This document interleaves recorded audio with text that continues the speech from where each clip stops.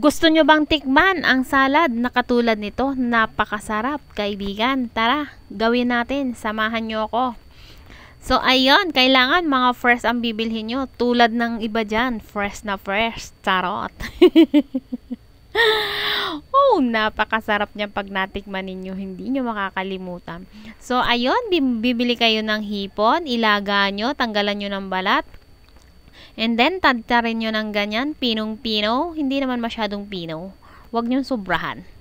Yung tama lang. Parang ikaw, sakto lang. Charot. Napakasarap, hipon pa lang.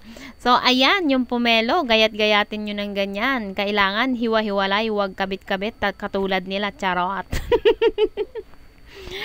Tingnan mo, pink na pink. Sana all kulay pink. Ouch! Ang sarap niyan, charot. Okay, sundan nyo lang yung nasa video para magawa nyo, ha? Kung gusto nyo gawin yan, napakasarap niyan, promise. Healthy. Yan ang mga kinakain ng katulad kung nagda-diet. Ayan, paghaluin natin ang pomelo at saka ang hipon. And then, idagdag natin ang ibang ingredients katulad ng kalamansi, paminta, and then wisik-wisik na kaunting asin. Kayo nang bahala, kayo nang magtansya. Ayan, paghalo-haloin natin, pagsama-samahin natin, ng katulad ng ganyan, halo-halo together again, agoy. And then, lagyan natin siya ng mayonnaise. Yung mayonnaise niyan, yung sumunod sa pinakamaliit. Tig 35 yan dito sa akin yung ganyang kalaki. Depende sa dami ng gagawin nyo, ha. Bahala na kayo, tansya-tansyahan na yan. Bahala na yan si Batman. Pero napakasarap niyan. Depende naman pag nagluluto ka, ewan ko lang. Yung iba kasi may takal-takal ako, puro tansya-tansya na lang. Parang ikaw, hindi ko matansya. Charot.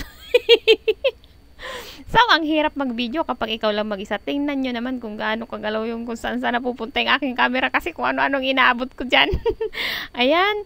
Ayan, lettuce ang inilagay ko. Pwedeng spring onion dyan, ha, yung sibuyas na sariwa. Pero ako lettuce kasi more on lettuce gusto ko.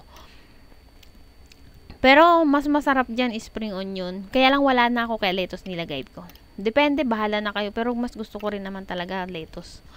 Ayan, and then, gagawa tayo ng ganyan. Mag-slice kayo ng manipis na ganyan. O, tingnan nyo, hirap na hirap ako mag-video dyan. Aha, sana all. Sino ang gusto mag-apply dyan ng video geographer ko dyan? Charot.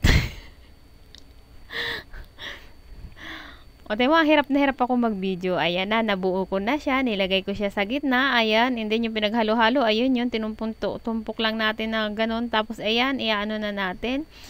Magbi-blender tayo ng dressing, mangga, lagyan natin konting asin, konting paminta. Kayo na ang bahalang magtansya, ha.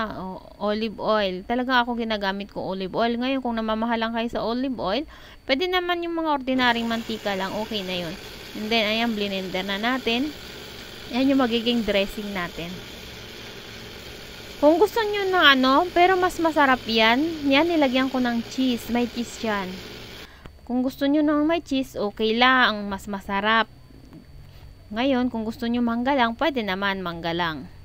So, ayan na siya. Ayan na yung finished product natin. Napakasarap niyan, promise.